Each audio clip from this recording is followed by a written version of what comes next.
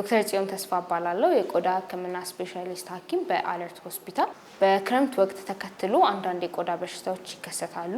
አንዳንዶች ደግሞ የመባባስ ነገር አላቸው። በነፍሳት የሚተላለፍ የቆዳ በራሱ የሚጠፋ በሽታ ነው። የሚከሰተውም ናይሮቢ ፍላይ የምትባል ነፍሳት ከጉንዳን አነስ የምትል ቀይና ጥቁር መልክ ያላት የምትናከስ ወይንም የምትናደፍ አይነት አይደለችም። ግን በውስጧ ፔድሪን የሚባል ኬሚካል አለ። ያ ኬሚካል ሰውነታችን በሚነካበት ጊዜ ኢሪቴሽን ያመጣል። ስለዚህ ኢሪቴንት ኮንታክት ደርማታይተስ ያመጣል ማለት ነው። በመጀመሪያ ስትነካን ህመም አይኖራትም፣ ግን ቦታው ላይ የማቃጠል የመቆጥቆጥና ሽፍታ የማምጣት አለው። የማሳከክም ስሜት ሊኖረው ይችላል።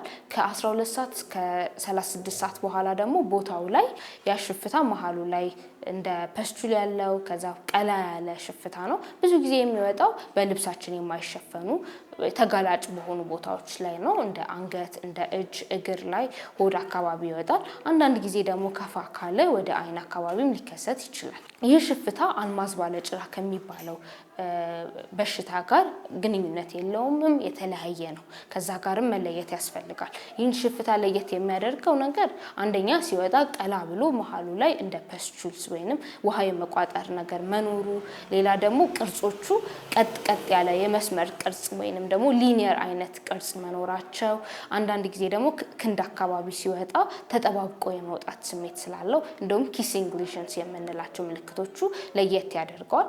ይህን ለመከላከል ነፍሳቷን ባየናት ጊዜ ማድረግ የሚገባን መጨፍለቅ ወይንም መንካትና ቶሎ ብለን ማንሳት አይጠበቅብንም። ግን ከተቻለ ግላቭ አድርገን ወይንም ደግሞ ትንሽ ወረቀት ይዘን ቀስ ብላ ተራምዳ እንድትወጣ ማድረግ ነው። ለምን ስንነካት ነው እቺ ተባይ ሽፍታ የምታመጣው። ከዛ ቦታው ላይ ደግሞ ካረፈች እና ሳናቀው ደግሞ ከነካችን በውሃና በሳሙና ቶሎ መታጠብ፣ ስንታጠብም ትንሽ ረዘም ያለ ጊዜ ወስደን ሽፍታ እንዳይወጣብን መታጠቡ ጠቀሜታ አለው። ሳናቃት ደግሞ ሰውነታችን ላይ ድንገት ብትወጣ ሌሎች አይነት ያጠፋሉ የሚባሉ ባህላዊ ነገሮች የሚያባብሱት ነገሮችን ማድረግ አይገባም። ቢካዝ እነሱ ማረጋችን ነው ወደ ጠባሳ ወይንም ሌላ አይነት ጉዳት የሚያመጣው እንጂ እቺ ሽፍታዋ በራሱ ምንም ህክምና እንኳን ባይደረግበት በራሱ የሚጠፋ ነው። ግን በህክምና የማሳከክ ስሜት ካለው ለማሳከክ የሚሰጡ ክሬሞች አሉ፣ የሚዋጡ መድኃኒቶችም አሉ፣ የሚቀባ መድኃኒት አለ። ኢንፌክሽን ከፈጠረና ላዩ ላይ ባክቴሪያ ነገር ካለው ደግሞ በሐኪም የሚሰጥ የባክቴሪያ መድኃኒት የሚቀባ አለ። ስለዚህ እሱን መጠበቅ ያስፈልጋል። ብሶ ደግሞ ትኩሳት፣ ራስ ምታት ካለ የሚዋጡ መድኃኒቶች ስላሉ በሐኪም መታየት ያስፈልጋል። ህብረተሰቡ ማድረግ የሚገባው ጥንቃቄ መጀመሪያ አካባቢ ንጽህና ማድረግ ነው።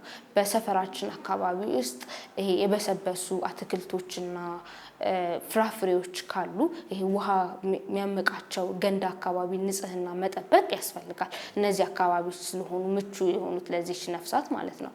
ቤታችን ውስጥ ራሱ ያሉ ቆሻሻዎችን አጠገባ ለማስቀመጥ ቶሎ ማስወገዱ ጠቀሜታ አለው ማለት ነው። ሌላ ደግሞ ማታ ላይ በርና መስኮቶቻችንን መዝጋት ልንተኛ ስንል ጠቀሜታ አለው። በተለይ ደግሞ እታችኛው ግራውንድ ላይ የምንኖር ከሆነ ሌላ ማድረግ የሚገባን ነገር ደግሞ ማታ ላይ ስንተኛ በተለይ መብራት ማጥፋታችን እቺ በመብራት ስለሆነ የምትንቀሳቀሰው እሱን ማድረግ ጠቀሜታ አለው። ከተቻለ ደግሞ አጎበር አርገን መተኛቱ ይበልጥ ጠቀሜታ ይኖራል ማለት ነው።